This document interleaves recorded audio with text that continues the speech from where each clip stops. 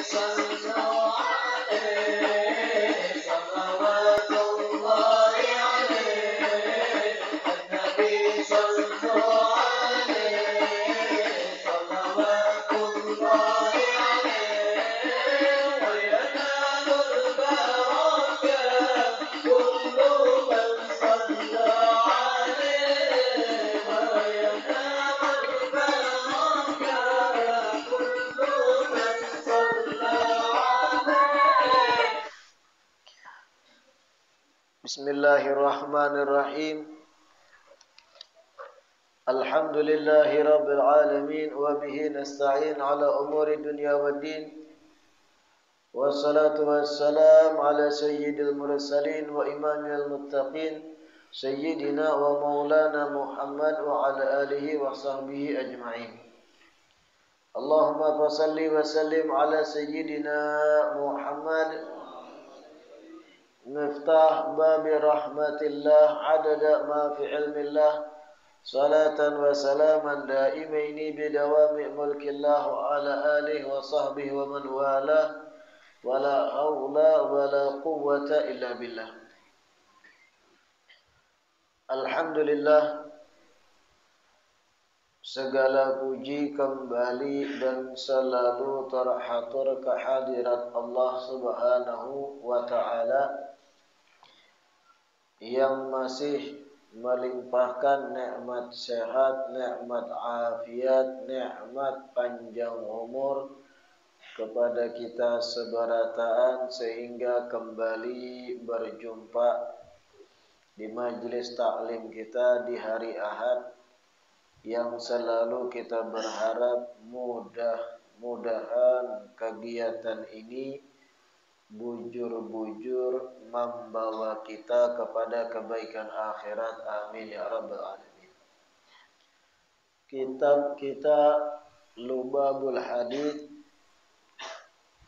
pertemuan terakhir masih bab yang ke-30. Al-bab at-thalathun fi fadilati birril walidaini. Bab yang berbicara tentang keutamaan berbakti kepada kedua orang tua.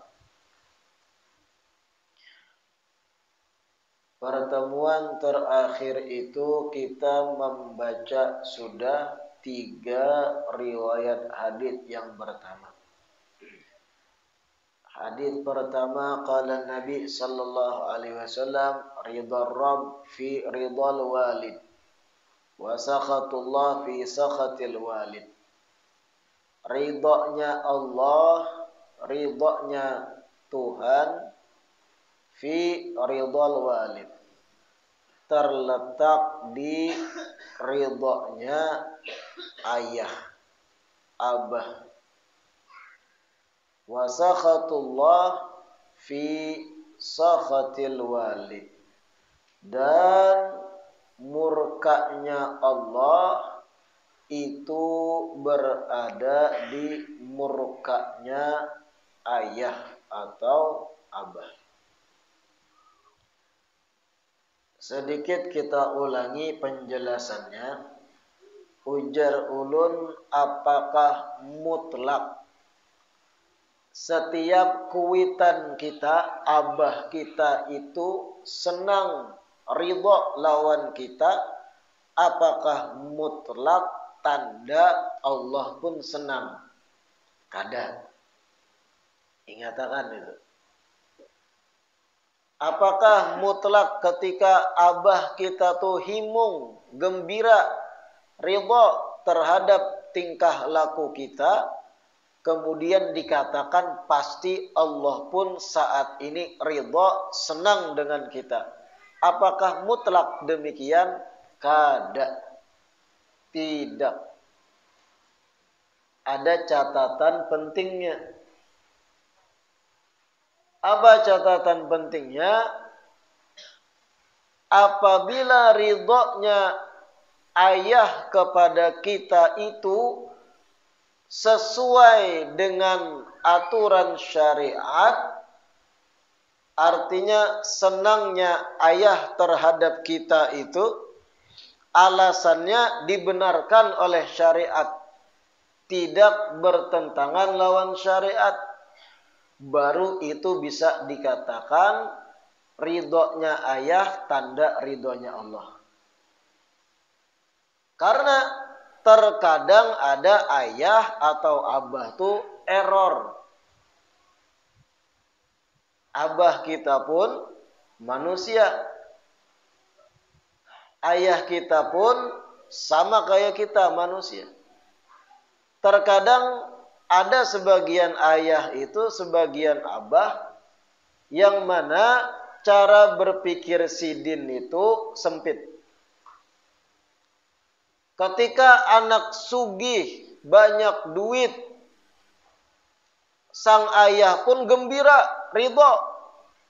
Ketika diteliti, anak ini jadi sugih, ternyata berjualan khamr contohnya. Sugihnya anak berjualan minuman keras. Sugihnya anak gara-gara berjualan obat-obatan terlarang contohnya. Apakah kemudian abahnya gembira karena anaknya sugih? Langsung dikatakan gembiranya ayah itu tanda Allah ridho? Kada. Karena alasan gembira sang ayah tadi bertentangan dengan aturan syariat. Bertentangan dengan aturan Rasul.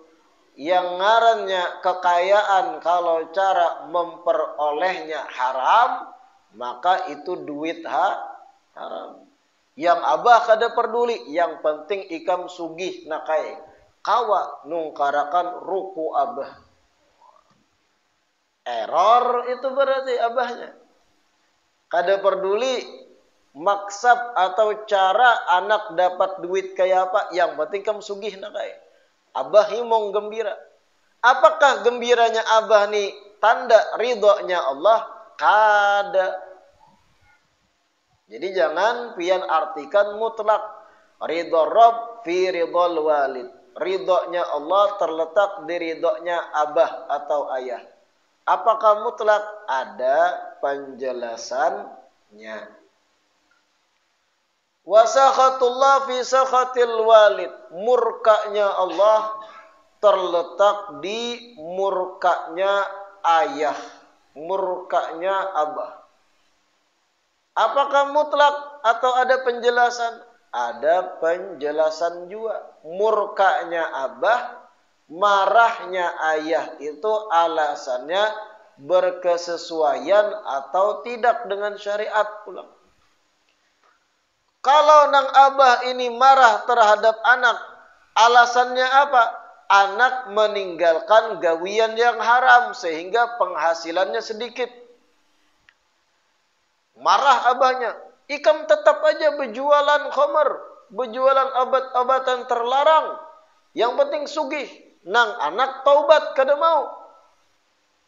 Bertolak belakang dengan kemauan ayahnya. Murka, marah abahnya. Apakah marahnya sang ayah ini tanda Allah pun marah? Kada. Artinya jangan dimaknai umum. Sakhatullah fi sakhatil walid. Kalau pang ada seorang ayah memakai dalil ini untuk memaksakan kehendaknya pada anak. Ikam mamun kada taat lawan abah, ikam dimurkai Allah. Padahal yang disuruhkan abah ini bertentangan, tidak sesuai, bahkan pertimbangannya jauh untuk kemaslahatan secara syariat. Kira-kira paham? Yang kedua sudah kita baca juga, birru aba'akum tabirrukum abna'ukum wa'ifu ta'iffa nisa'ukum. Birru aba'akum, berbaktilah kalian kepada ayah-ayah kalian. Tabirrukum abna'ukum, pasti mau tidak mau anak-anak kalian pun akan berbakti pada kalian. Ini kita jelaskan semalam. Pian sebagai abah, pian-pian nang saat ini berstatus sebagai kuitan, sebagai ayah, apabila melihat pada anak-anak pian penyelewengan, anak-anak pian kurang hormat dengan pian, anak-anak pian kurang taat dengan pian, maka jangan menyalahkan anak. Salahkan diri pian. Kemungkinan besar ketika abah pian masih hidup, pian sebagai anak kada bujur berbakti dan taat pada abah pian, sehingga diwarisi kepada anak pian. Mafhum terbalik mukhalafah dari birru aba'akum tabirrakum abna'ukum. Berbaktilah kalian pada ayah-ayah kalian, mau tidak mau anak kalian berbakti pada kalian. Pemahaman terbaliknya, kalau kita sudah durhaka, jarang taat lawan ayah kita, mau kada mau anak kita pun kayak itu jua kena, timbal baliknya.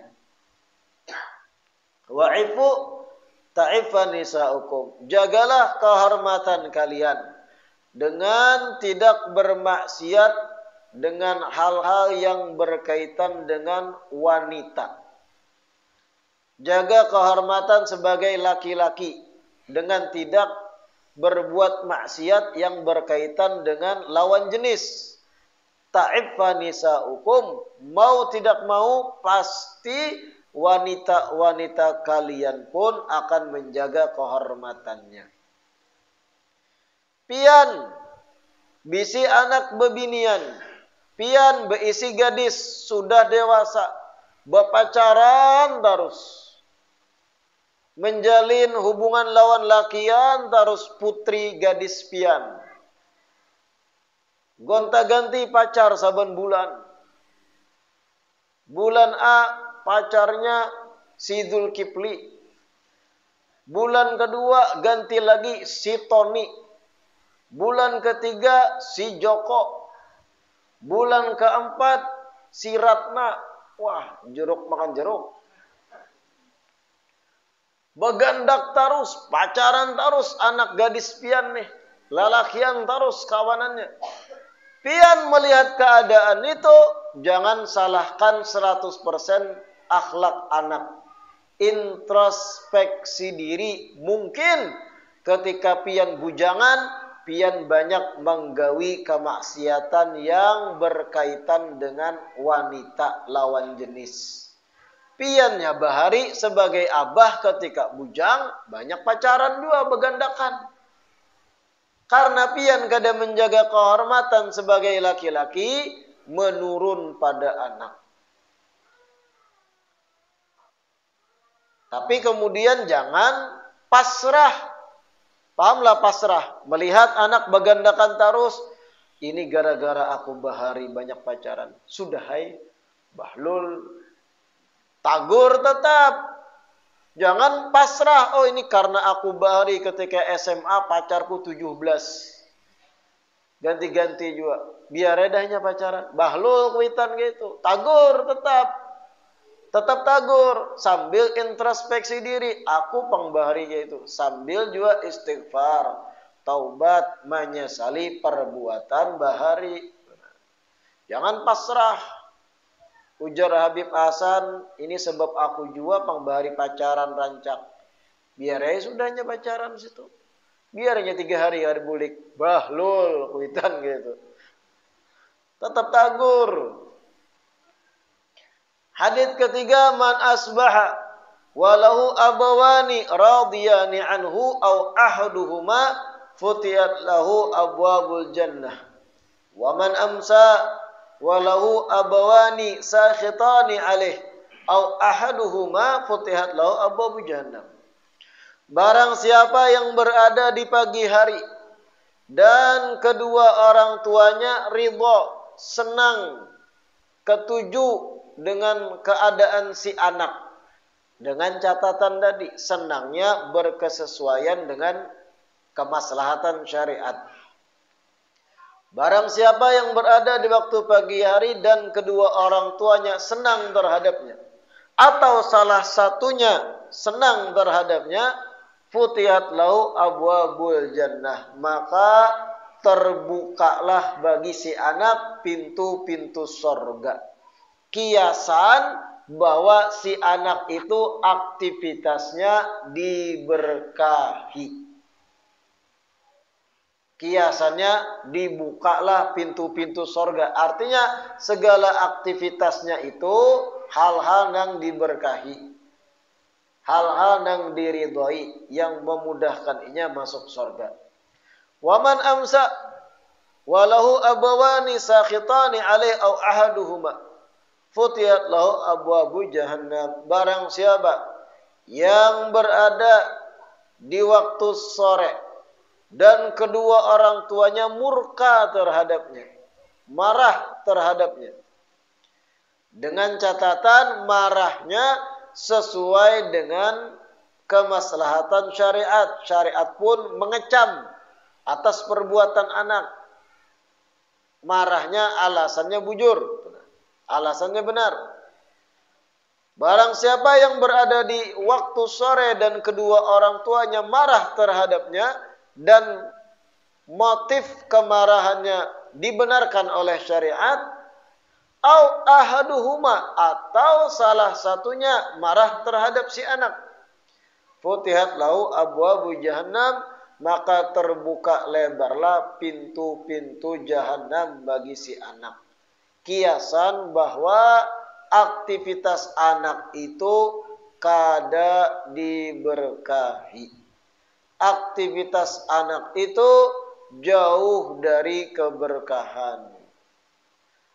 Jangan heran bacari ngalih, bagawi ngalih, manurih cuntan urang, macam-macam, handak mahalaban sasah anjing. Kenapa? Karena terbuka bagi si anak pintu-pintu jahanam. Oleh karena si anak ini kada diridhoi kuitan. Kuitannya sarik dengan alasan yang dibenarkan syariat. Nang anak mabuk, wajar sarik kuitan. Nang anak mabuk, kuitan sarik. Sariknya kuitan itu benar. Itu si anak kada diberkahi aktivitasnya. Kada bakal nyaman hidupnya. Na'udzubillah min.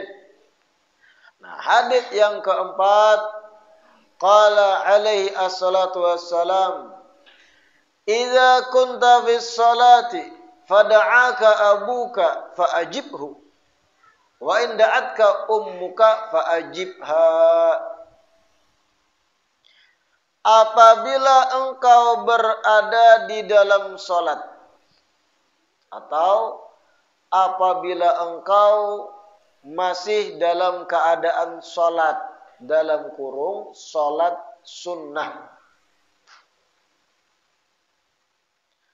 Apabila engkau dalam keadaan salat, masih dalam keadaan salat, dalam kurung salat sunat, lain salat wajib. Fada'aka abuka, kemudian ayahmu memanggilmu, fa'ajibhu, maka jawab panggilan abah. Jawab kiyauan abah. Catatannya salat sunnah. Wa in da'atka ummuka fa'ajibha. Dan apabila ibumu memanggilmu sedangkan engkau masih dalam keadaan salat sunnah, fa'ajibha, maka jawab juga panggilan ibu tadi.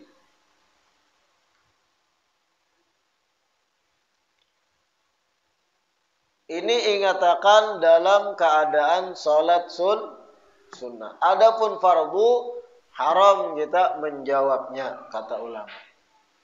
Pian salat sunnah, salat duha, salat witir, tahajud, atau ba'diyah qabliyah, atau salat sunat yang lain, tarawih, lagi salat dalam kamar, khusyuk, di luar mama mengiau.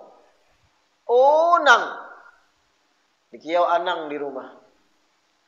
Oh nang, pian salat sunnah nih. Ujar Nabi, ajibha, jawab pun mak, sembahyang batal. Salat batal mutlak. Ulangi, cuman ketika kuitan mengiau, jawab. Apalagi kalau sampai pian mengira kalau kada dijawab sidin sangkal. Sidin mengambil hati, wajib pian jawab. Insyagga alaiha adamul jawab. Kalau pian mengira kalau kada ulun jawab, mama ni bisa sarik. Jawab langsung. Pun mak. Bah jawab pun jangan dilanjut sembahyang, batal sudah. Asal salat sunnah. Ini ujar ulama, bukti kedudukan orang tua itu luar biasa di sisi Allah. Orang yang lagi sholat itu orang dalam keadaan menghadap pencipta, menghadap Allah, menghadap sang khalik. Sholat sunnah nih, sama, kita lagi menghadap Allah, lagi berkomunikasi, baca Fatihah, doa, dan yang lain dalam sholat.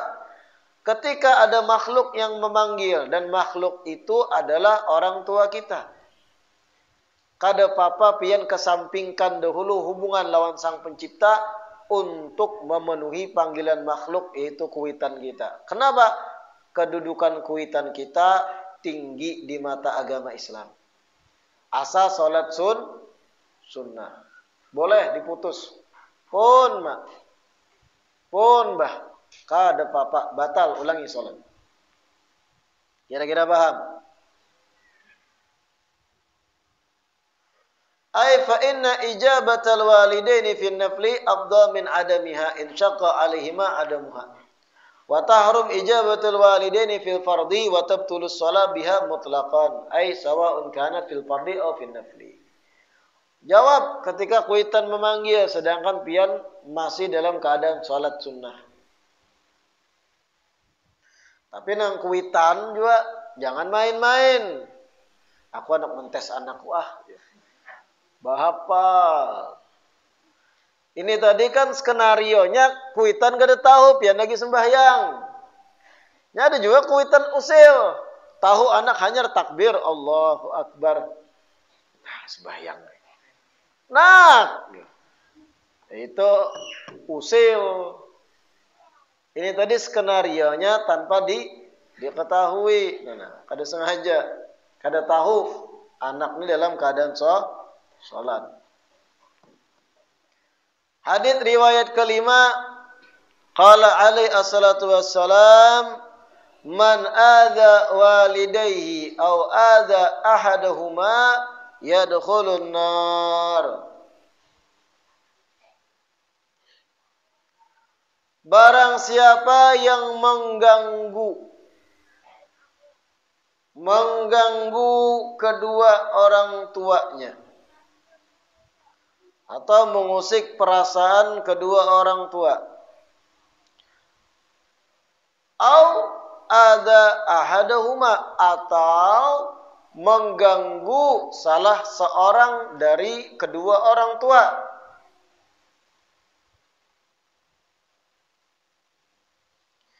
yadkhulun nar, maka orang tersebut akan masuk neraka. Na'udzubillah min dzalik. Bagaimana penjelasannya? Sama dengan hadits yang pertama kita jelaskan. Mengganggunya anak di sini terhadap orang tua yang bisa mengakibatkan si anak masuk neraka apabila gangguan tersebut memang tidak dibenarkan secara syariat. Jangan diartikan umum mutlak. Kalau si anak mengganggu perasaan orang tuanya ini mengambil hati ketika anaknya ampih begawi mengerjakan yang haram. Gara-gara gaji berkurang, ampih berjualan khamar, lalu nang kuitan merasa terganggu, sedih hatinya dengan sikap anak nang bertaubat dari berjualan khamar dan duit pun berkurang. Apakah ini kemudian anak masuk neraka? Tidak. Ini mengganggunya justru dianjurkan oleh syariat. Si anak meninggalkan gawian yang haram. Kuitan merasa terganggu, sakit hati aku nakai. Kenapa ikam api berjualan khamar? Kada kawa lagi abah nukar rokok samsu. Paksa nukar rokok murah nah. Kiriman ikam berkurang. Terganggu, sedih kuitan. Tapi alasan terganggunya si anak ampi dari yang haram. Apakah anak ini kena masuk neraka? Kada. Justru bagus itu. Jadi kada mutlak penjelasannya bagaimana dulu bentuk gangguannya. Kalau gangguannya memang tidak dibenarkan. Contoh si anak ini berani mengangkat suara di hadapan kuitan. Mengiau ngaran kuitan pakai ngaran. Kada lagi mengiau abah, bapak, papa, pepi. Tapi ngiau ngaran Udin. Ngaran abahnya Saripudin. Udin, aku menyesal telah engkau lahirkan. Aduh, bahlo kakak. Karancakan nonton Indosiar karena kayak. Abahnya Anto. Oh Anto, aku menyesal jadi anakmu. Kenapa engkau kerjaannya memantap wara? Bubungol mana kakak gitu. Bahlo. Kenapa aku tidak dilahirkan dari keluarga yang kaya raya? Menyesal aku jadi anakmu Anto. Oh ma.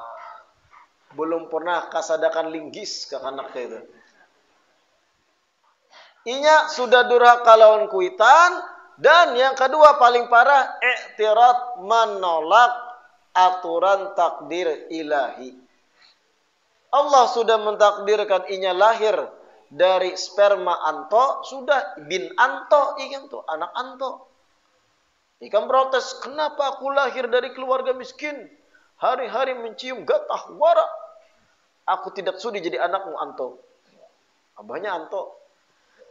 La ilaha illallah. Karancakan nonton sinetron nakai gam. Masukakan dimuntung itu Lombok. 1 kilo. Na'udzubillah min. Kayak itu, nih anak masuk neraka. Kenapa? Mengganggu perasaan kuitan dan syariat pun mengutuk perbuatan kayak itu. Paham lah kira-kira? Hati-hati nangga kayak itu tuh lah. Wani mengangkat suara lawan kuitan atau berakhlak buruk lawan kuitan. Hati-hati. Apabila yang memicu sakit hatinya kuitan itu hal yang memang dalam kacamata syariat pun tidak benar. Harusnya pian mengalah di situ. Itu bahaya nasib si anak. Kira-kira paham? La ilaha illallah. Namun ada kalanya, inilah zaman-zaman ini khususnya, ada kalanya, kan ada konsep dalam riwayat hadits zur ghibban tazdad hubban. Berkunjunglah jarang-jarang. Zur ghibban, berkunjunglah jarang-jarang. Jangan kerancakan bertamu. Tazdad hubban, maka perasaan cinta itu akan semakin bertambah. Ini berlaku untuk 2 orang teman yang saling berteman contohnya. Kawan, sahabat. Yang kalau karancakan berkumpul, bakalahi. Ada kawan tuh mau dikawani hari-hari, ujungnya tahwa, bersambatan, tatan piling. Ya. Tapi kalau sebulan sekali wara bertamu, bagus hubungan tuh. Kan ada kayak itu. Sebulan sekali aja bertegur sapa lawan kawan bertamu di jalan. Ahlan, apa kabar? Baik ikam ini. Oke, sejam pisah pulang. Sebulan sekali bertamu, akan bertambah kecintaan. Tapi kalau hari-hari bertamu, hari-hari duduk lawan inya, malah memicu dosa takalahi, pandir dan yang lain. Maka lebih baik bertemu sekali-kali tadi daripada bahantub bakalahi. Zur ghibban tazdad hubban. Dan ini terkadang berlaku juga di hubungan antara anak dan orang tua. Orang tua kita tuh nang terkadang umurnya sudah 50 ke atas, sifat-sifat kekanakan itu tebulik bahasa ulang ada. Wa man nu'ammirhu nunakkishu fil khalq dalam Yasin. Seseorang yang kami panjangkan umurnya, ujar Allah, kami balikakan pulang dari segi penciptaan. Lagi baik kita itu kada mampu berdiri, kada kawa kita beraktivitas mengangkat hal-hal nang berat, kada kawa beraktivitas yang membutuhkan energi besar, lagi umur 5 tahun. Ketika seseorang tua umur 50, 60, maka kekuatan tadi berkurang sebagaimana inya masih baik. Kada kawa lagi bebukahan, pinggang sakit. Cara berpikir pun kekanak-kanakan berkadang. Hafalan kada kuat lagi sebagaimana baik, mudah melupakan. Nunakkishu fil khalq, kami balikakan lagi, ujar Allah. Ketika orang tua kita sampai fase-fase kayak itu, terkadang langkah paling maslahat jangan karancakan bergabung lawan sidin daripada mengolah dosa. Ada kasus-kasus kayak itu. Amun dikumpuli terus kuitan malah mengolah kita dosa. Kita suugon lawan sidin, buruk sangka, bahkan menyambati. Kenapa kuitan guna kayak ini? Minta tukarakan pantol terus. Minta bulik umur sidin. Yang kayak itu lebih baik pisah rumah. Kunjungi seminggu sekali. Aman daripada durhaka menyambati sidin. Paham tak? Sehingga kita kadang melakukan hal-hal yang justru memicu murka Allah. Gara-gara berkumpul terus. Orang tua itu kan aneh-aneh kadang permintaan kalau sudah sampai fase umur yang terbalik tadi. Antik-antik permintaannya. Antik-antik kemauan-kemauan sidin. Nang meolah kita manusia nang normal lalu emosi. Aduh, kenapa mama nih hendak ini minta tukarakan baju seksi. Umur sidin 57, tabulik cara berpikirnya. Biasanya yang kayak itu tabulik cara berpikirnya karena memang kada terbiasa dengan hal-hal positif. Tapi kalau orang yang soleh, solehah, kebiasaan dari anum berkembang dalam pendidikan yang kuat keagamaan, ketuha tetap terjaganya. Ya ada juga nang bahasa kita kampung tuh apa ya? Amun sudah tuha, mangalilu. Tahu lah mangalilu. Mangalilu. Nang kaya itu, amun ditamui hari-hari malah kita dosa. Jadi secukupnya aja kirimi duit, ada kebutuhan nang sidin maui, penuhi jarak jauh. Kirimi duit. Ading nang bujang masih yang menjagai kuitan langsung unjukinya duit. Kita nang sudah berumah tangga daripada tabrakan dengan perasaan kita malah suudzon lawan sidin, lebih baik berbakti jarak jauh. Ada kalanya kayak itu kasusnya. Yang kalau hari-hari duduk lawan sidin malah memicu murka Allah dengan kita menyambati, menguyak sidin, mencibir sidin dengan hal-hal yang kada bagus. Kira-kira paham? Karena bagaimanapun orang tua kita itu pun manusia. Jangan sampai mengolah pian sampai pada titik frustasi. Lalu pian berucap, menyesal aku jadi anak ikam anto ai. Mau bunga anak-anak itu. Agat ke anak nang itu. Zurghibban tazdad hubba man adza walidayhi aw adza ahaduhuma yadkhulun nar. Barang siapa yang mengganggu kedua orang tuanya atau mengganggu salah satunya maka masuk neraka. Bagaimana penjelasannya? Apabila gangguan tersebut tidak berkesesuaian dengan syariat. Gangguan si anak memang sesuatu yang dikutuk dan tidak dibenarkan oleh syariat. Itu yang bisa mengakibatkan si anak masuk neraka. Mudah-mudahan apa yang kita baca hari ini bermanfaat. Mudah-mudahan Allah tambah ilmu kita. Allah berikan taufik dan kemudahan untuk mengamalkan setiap apa yang kita pelajari. Dan mudah-mudahan Allah jaga kita dari hal-hal yang memicu akan murka Allah. Amin ya rabbal alamin.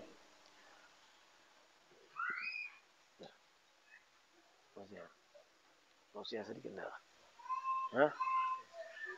ربنا انفعنا بما علمتنا رب علمنا الذي ينفعنا رب فكنا وفك أهلنا وقرابات لنا بديننا مع أهل القطر أنثى وذكر رب وفقنا ووفقهم لما ترضي قولا وفعلا كرما وارزق الكل حلالا دائما وأخلا أتقياء علما نهضى بالخير ونكفى كل شر ربنا أصلح لنا كل الشؤون وأقر بالرضا منك العيون واقض عنا ربنا كل الديون قبل أن تأتينا رسل المنون واغفر استر أنت أكرم من ستر وصلاة الله تغشى المصطفى من إلى الحق دعانا والوفاء بكتاب فيه للناس شفاء وعلى الآل الكرام الشرفاء وعلى الصحب المصابيح الغرار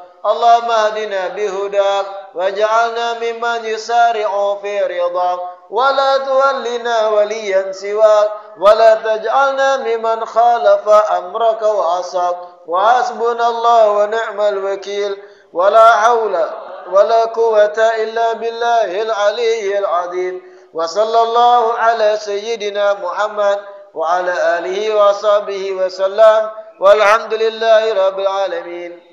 Sedikit dikisahkan, sebelah ulun ini masih ingatlah Bian, sekitar 4 tahun yang lewat kurang, beliau Habib Ali bin Hasan bin Abu Bakar bin Ahmad bin Ali Al-Habsyi hanyar bulik dari Hadramaut sekitar 4 tahunan silam, ketika majlis kita masih di Masjid Sidin sebelum berangkat maelangi kita.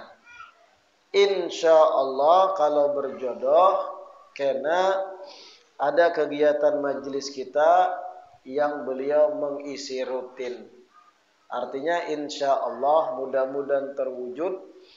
Kegiatan majlis kita di Majlis Ba'alawi Duhat ini bukan seminggu sekali lagi, tapi karena dalam seminggu ada 2 kegiatan.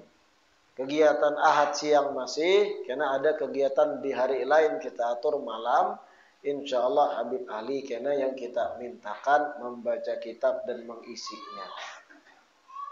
Mudah-mudahan menambah kemaslahatan, keberkahan bagi kampung kita.